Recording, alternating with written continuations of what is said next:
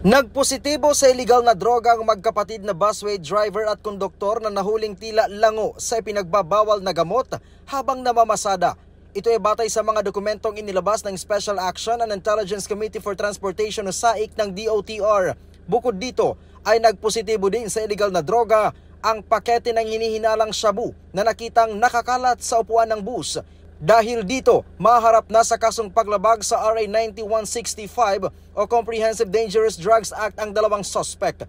Nitong nakaraang gabi nang maaresto ang dalawa dahil sa sumbong ng mismong pasahero ng bus dahil sa nakitang kahina-hinalang bag sa likurang bahagi ng bus.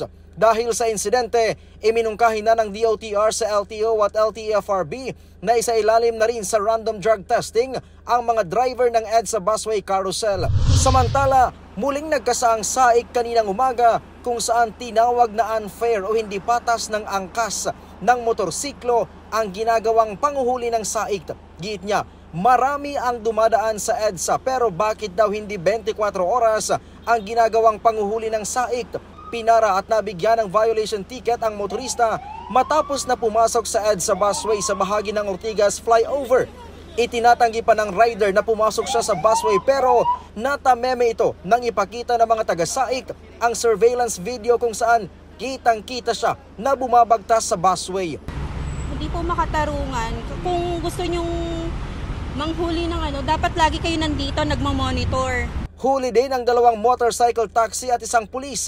Ang provincial bus naman na ito patungo daw sa PITX. Ang driver, aminadong napapasok sa busway pero umiiwas lang daw siya sa isang pribadong sasakyan kung kaya't nakapasok siya sa bus lane. Lang po, lang ako kasi doon kanina sa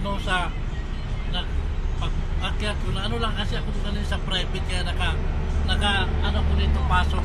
Ang ambulansya namang ito re-responde daw sa isang tawag sa Makati City pero dahil wala pang dalang pasyente, binigyan pa rin ito ng violation ticket.